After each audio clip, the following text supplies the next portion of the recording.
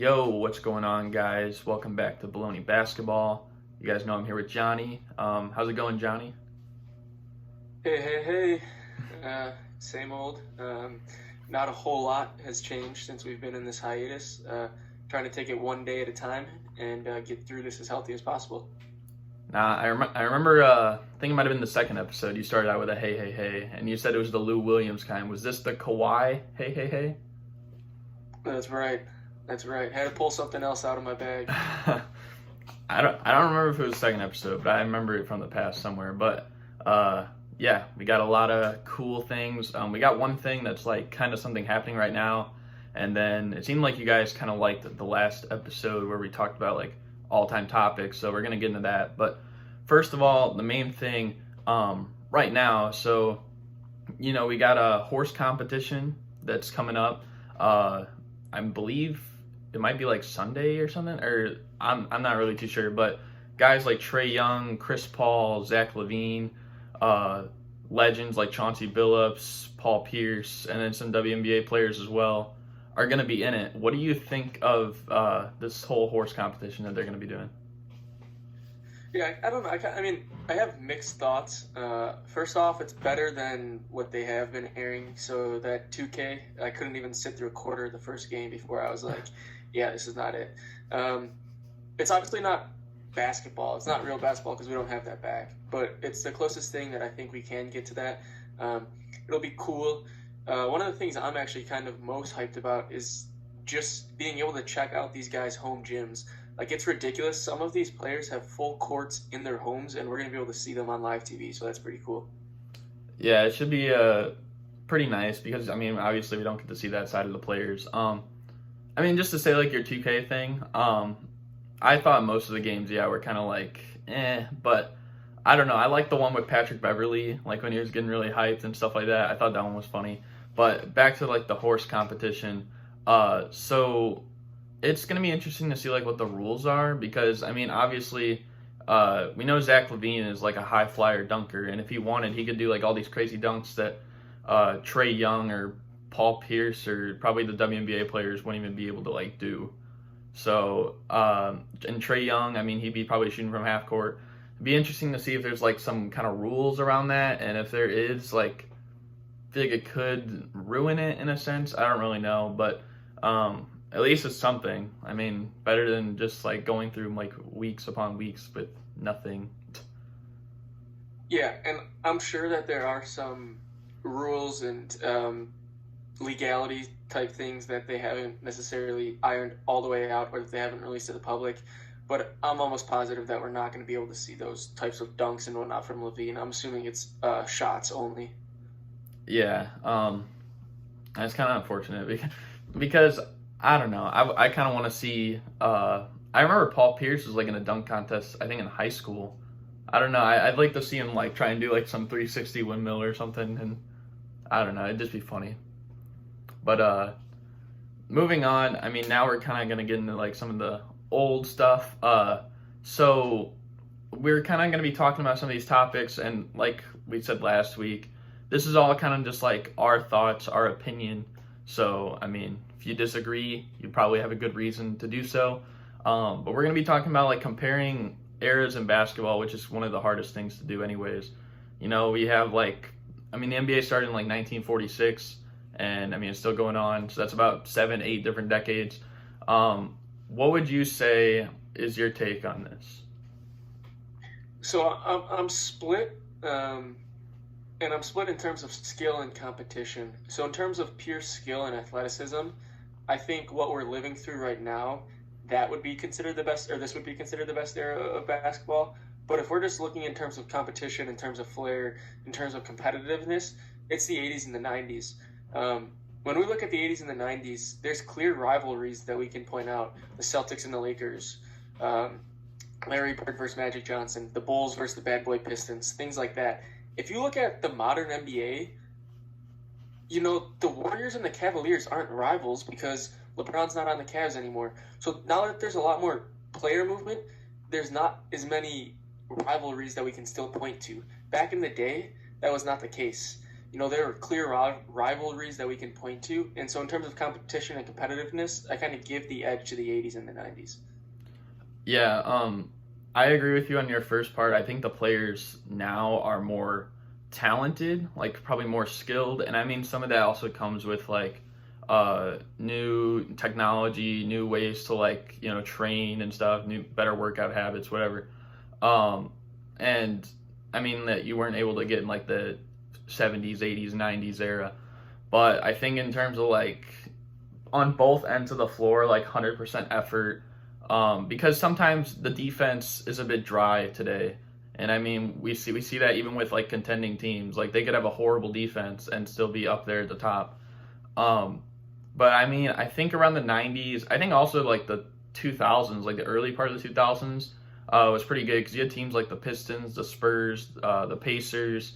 Uh, those games usually almost always were like around 80, 90 points, like when it was like a playoff game, and I mean, we see playoff games today. I mean, it's almost like a guarantee every team's going to score at least 100. I mean, it's not going to be like a regular season game where both teams score like 140 points or something. Like, I think there was a game like that this year, but yeah, I think like around 90s, early 2000s. I mean, some of the 80s as well.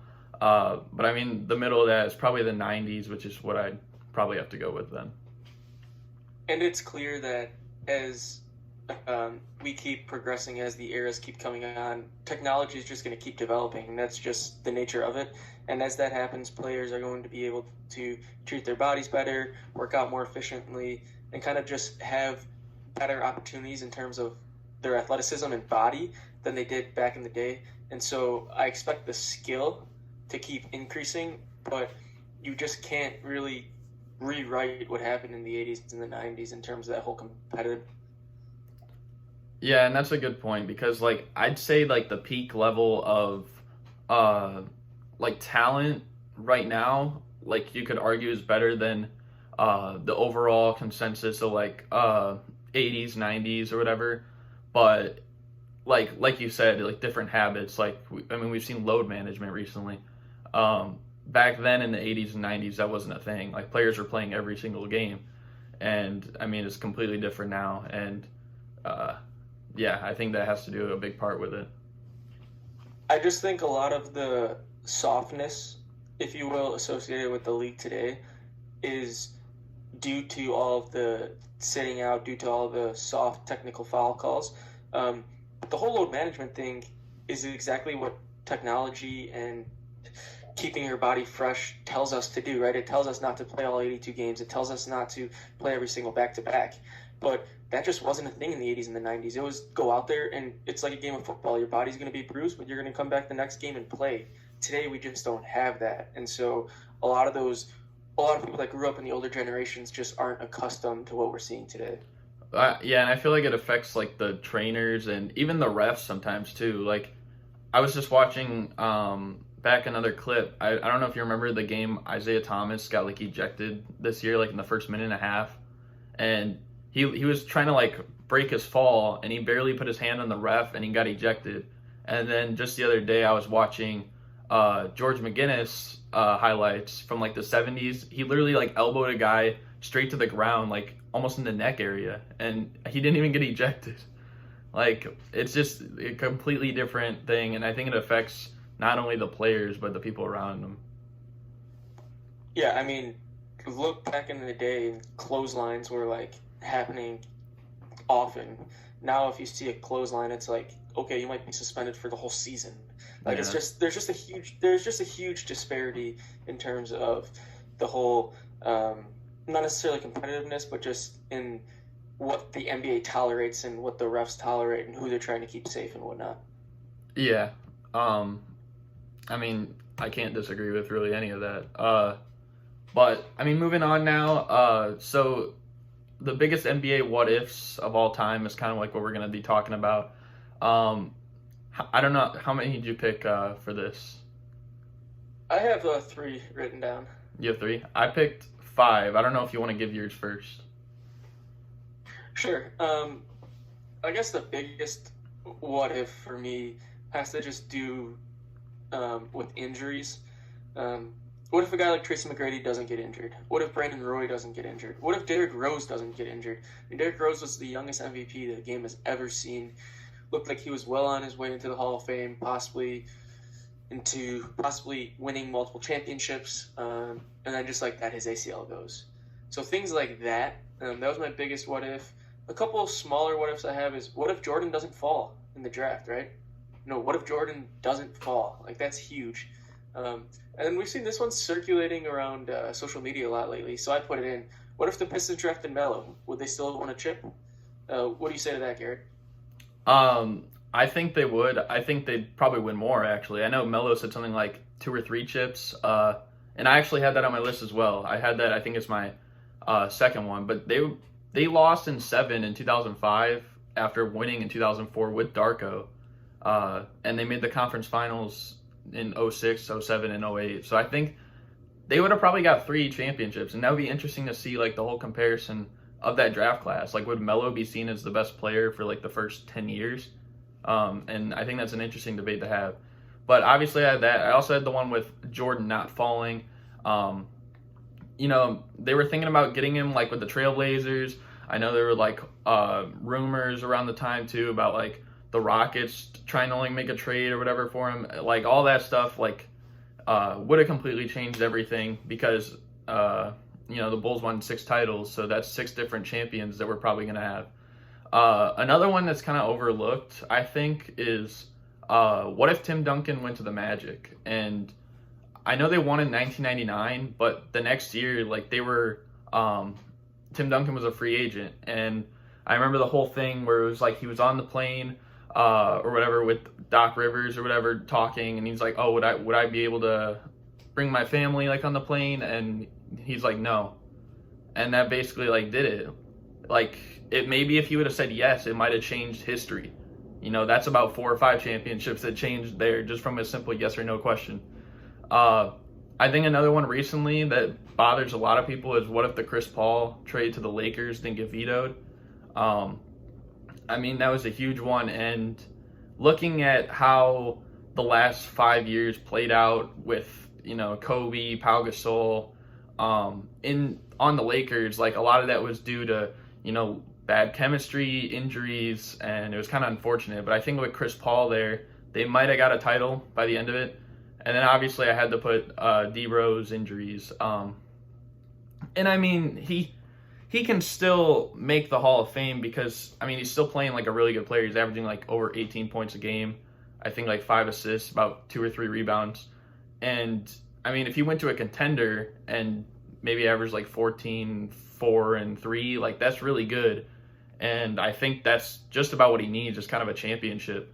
But it just all a matter of if he can get it. He still could, I guess, get in without it. But yeah, I mean, I think all 5 of those are something that definitely changes the course of history. And I mean, also on the D Rose one, the Bulls probably would have at least 1 title, but maybe like 2 or 3. I don't know. Yeah, I mean, if D Rose is healthy, the odds of them getting a second superstar here are very high, and that obviously inflates their chances a lot. But a lot of these what ifs are just, you know, what if this player didn't slide? What if this question was answered yes or no? Like, it is things as small as that can legit change the course of the history of the league. Yeah, and I completely agree with all that. But I mean, now we're going to kind of jump into a comparison. One of the biggest known comparisons probably in NBA history, and really around like the 80s is when this all started. It was either Larry Bird or Magic Johnson. You know, it was like one or the other. Who would you say had the better career? I was very torn when I was trying to figure this out. If I'm building a team, I'm going to take Magic Johnson. But it is super, super close. And here's why. Like, Bird can do it all. Bird's stats were absolutely insane. Some people say that, like, he's the closest thing to LeBron, which is crazy. But what I really like about Magic is his leadership, his versatility. In his rookie season, he started Game 7 of the NBA Finals at center. He really was a do-it-all, and while he wasn't a great shooter, he was just somebody that really commanded the whole team and took everything under his belt. Yeah, I think when going based off, I think who could look back and see what they did more in their career, like be more proud of, I probably would give that edge to Magic. But personally, I don't know. I think Larry Bird is more talented than Magic Johnson. I mean, he's a better shooter. I think he's just as good of a passer. I think a big reason why he didn't average as many assists as Magic Johnson is because Larry Bird was playing alongside, Hall of Fame point guards like Nate Archibald and Dennis Johnson. And I mean, Magic Johnson, he was playing point guard almost the whole time, except obviously when he went to center, like for Kareem that one time, or when he came back from, the 4 or 5 year hiatus, like in 1996, and played like power forward. But other than that, he was pretty much just a point guard. And I mean, both obviously had pretty short careers, I'd say. And I mean, Larry Bird also had like injuries near the end. But I think personally for me, Larry Bird, when he won those 3 MVPs and he won like 2 championships and 2 finals MVPs in that time, that might be the closest thing to a great NBA player that we've seen to Michael Jordan in his prime. I think there's a really good argument that Larry Bird in those 3-4 years is better than anybody else that we've ever seen, except for maybe Michael Jordan when he was winning with the Bulls. Yeah, that little 2 or 3 year peak was one of the highest peaks we've ever seen in the league. And like I said, he's vastly underrated, and it's very hard to talk about a player being underrated when he's almost always in a top 10 conversation. But Larry Bird is just that. And so it's really splitting hairs, kind of picking who you want. Both teams, like the Celtics and the Lakers, were obviously stacked, but a lot of people point to the Lakers as having more talent. Yeah, sorry, I didn't mean to cut you off there, but I will say, like, I know a lot of people, like, nowadays, like, the younger fans or whatever, that really don't know too much about the 80s and 90s will just, like, throw out this thing, like, plumbers. Like, that's what they'll call, like, a lot of the players back then. And I feel like they'd almost say that, like, about Larry Bird in a sense.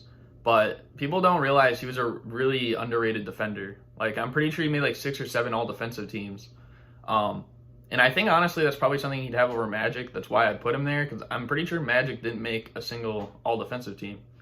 But, I mean, Larry Bird, even though he wasn't really the most athletic player, even though he wasn't, like, the fastest player, I think from a talented perspective, from a skill perspective, because he also beat Magic and Kareem in the finals, before. So I think taking all that into account, I think that's why I probably put Bird above Magic.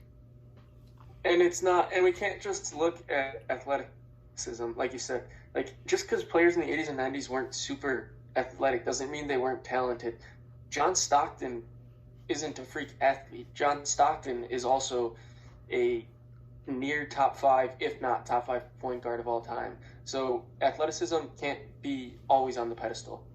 I mean, we see players like that too that are getting high praise, like Trae Young and Luka. Like, neither of them are the most athletic players in the building, but I mean, they're both really good players. They're arguably like top 20 talents in the league. Yeah, so there's just that's a line that needs to be crossed out, because you can't use that as your argument. You can't say, oh, he was just more athletic. Great, he was more athletic, but if he's not a better shooter, if he's not a better rebounder, if he's not a better all-around player, that athleticism doesn't really do much. Yeah. That's why we see a lot. That's why we see everything when we look at the draft. Oh, the top 14 are in the lottery. Oh, we're going to look for somebody with a lot of potential. We're going to look at somebody who's very athletic. Well, we could also just look at somebody who's technically skilled. Like, that's also part of the game.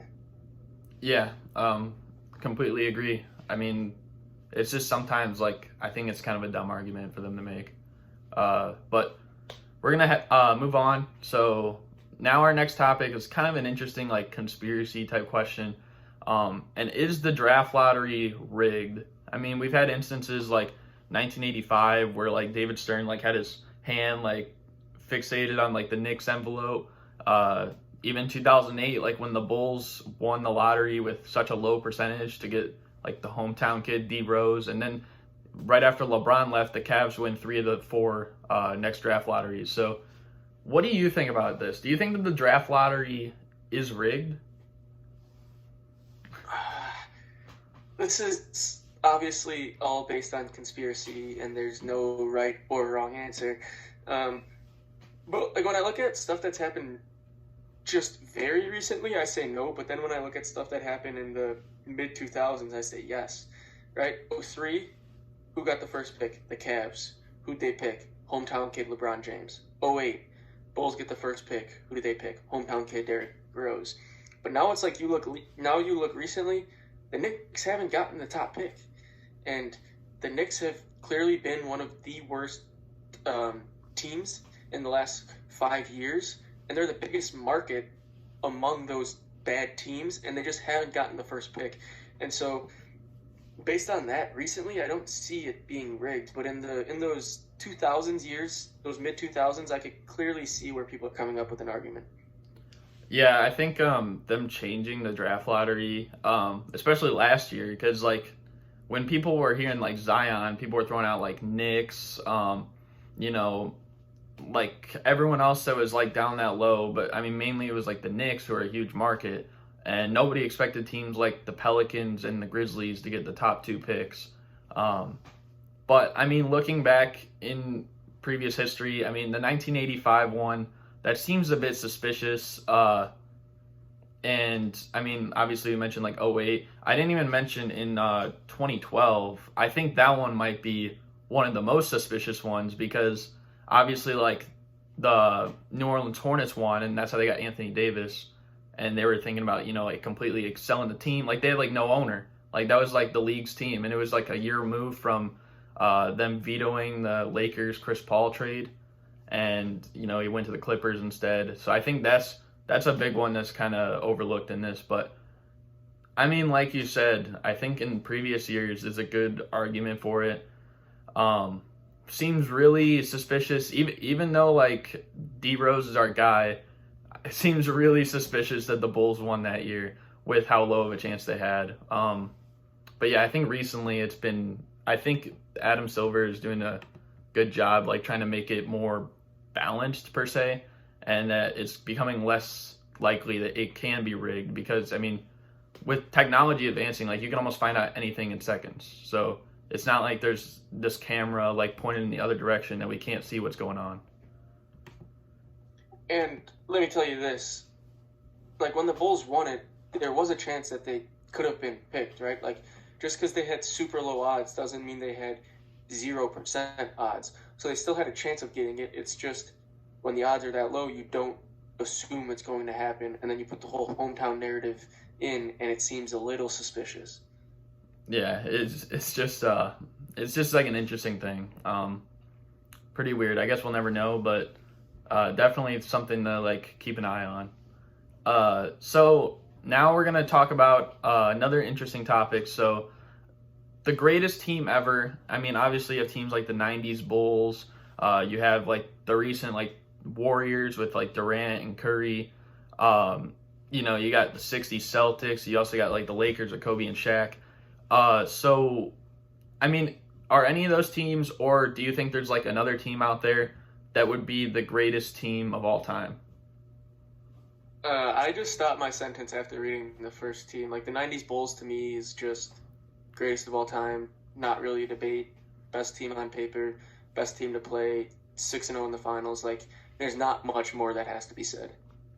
Yeah, I completely agree. I think the fact that you know, like they have offensive weapons, like they have 2 primary scorers in Jordan and Pippen, and their defense is huge. Like I think they can match up with any of these teams and do a pretty good job. I mean, it might be tough, I guess, for the Lakers, but you gotta also remember that they actually swept Shaq and the Magic in 1996. So I think that those Bulls teams in the 90s would probably have something to control Shaq. I mean, they did have Rodman, who did a pretty decent job on him. And I mean, looking at like the 2010s Warriors, you know, they have guys like Ron Harper, that can like really defend. And they had a ton of centers. Like I don't think a lot of people realize this, but like the Bulls in like the 90s, like they had like tons of centers. I believe like at one point they had like 7 or 8 different centers. Because it was similar to the Warriors in the sense where it's like we got our point guard, shooting guard, small forward, power forward. That's our 4 all-stars, and you can put anyone at center. Like the Bulls had that, but they also had like players that were good on both sides of the floor. And I mean, there's some liability there for the Warriors. The 60s Celtics, I mean, it's really hard to tell. They had a lot of Hall of Famers, but then again, what was, and I hate bringing up like competition because sometimes it's tough to like gauge, but I mean, really, what was their competition? I mean, other than maybe the Wilt teams, the teams with like Oscar Robertson, Jerry West, like there wasn't that much. Maybe some Bob Pettit early in the 60s. But yeah, I think with all that being said, I'd have to go with the Bulls, and they also have one of the greatest coaches of all time as well. Yeah, Phil Jackson, clearly underrated. It's actually funny because if people are debating between those 90s Bulls and the 2010 Warriors, or the teams in the 2010s, those Warriors teams, Steve Kerr was a player on those Bulls teams, but he's the coach of the Warriors team, so it's kind of something odd to see there. Yeah, that'd be something like, that's like video game type or something. I don't know. It'd be really weird, like a clone. Yeah, that's like LeBron Heat versus LeBron Cavs. Yeah, and it's really interesting. I mean, personally, I don't know. The Bulls have more advantages over some of these other teams. But I mean, let us know in the comments below if there's like a team that I guess we didn't say that you think could be better than any of these teams. I mean, I don't really know if there'd be any. Maybe like you said, the Heat with LeBron, or the 80s Celtics or something, or Showtime Lakers maybe. But let us know in the comments what you think the greatest team ever is. But now we're going to move on to kind of like a fun topic. This is our last topic as well. Kind of a fun one though, and it's our favorite players lineup. So what this is, it doesn't really have to be primary position based. Maybe like somewhat of a reasonable lineup, I guess. But it doesn't have to be like, you have to have a point guard, shooting guard, small forward. Like it could be maybe 2 point guards or 2 power forwards or whatever. We'll start with you. What was your 5 that you picked? All right. I went with Oscar. I went with Oscar Robertson, the GOAT in MJ, Kevin Durant at the 3, Dr. J at the 4, and then I went with Kareem at the 5. It's pretty interesting. What I did, see, a lot of my top players are players that I've been able to see. I mean, I do have some fun players from back then, like Pete Maravich. Can I guess yours? Yeah, you can guess mine. All right, I'm gonna go with Derrick Rose, Michael Jordan. You already said Maravich. Then I'm gonna go with Kobe and Shaq. No, you got Derrick Rose right, but the other 4, all of them have played in the last 10 years. I mean, technically last 10 years.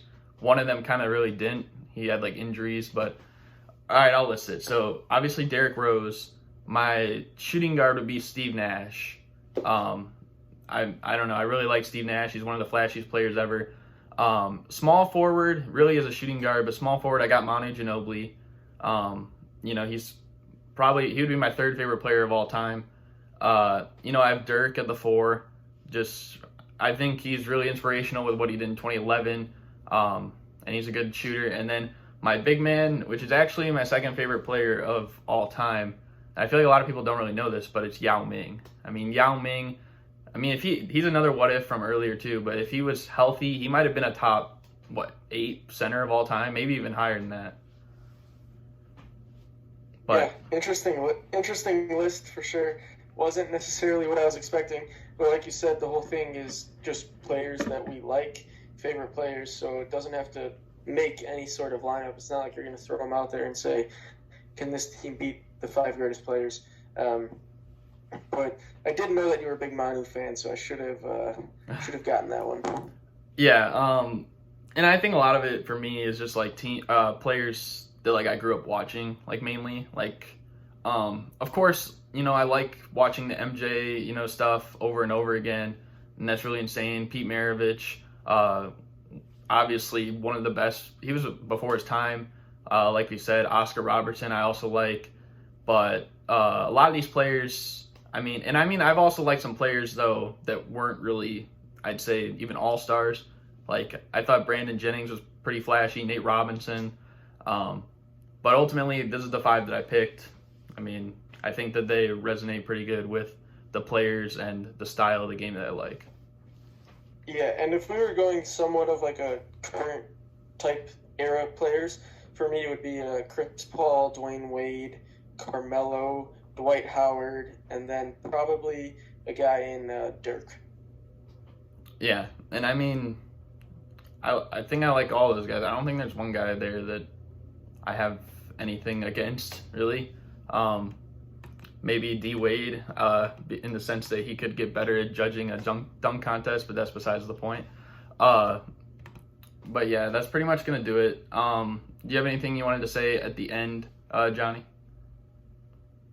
Nothing necessarily that's on top of my head, but if you guys in the comments below would like to leave some debate topics or topics that you guys would like us to discuss in upcoming podcasts, that's something that we would definitely take into consideration.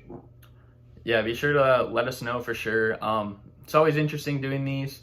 I think we're hitting some of the hardest ones right now, unless we're obviously forgetting some, and that's kind of where you guys come in, and you can let us know in the comments. And also, of course, answer these to the way that you have something to say, like, would you have Bird or Magic? What are some big what ifs? Who's going to win the horse competition? Just let us know below, and I think that's pretty much going to do it. Thank you guys for watching, and we're out. Peace. Peace.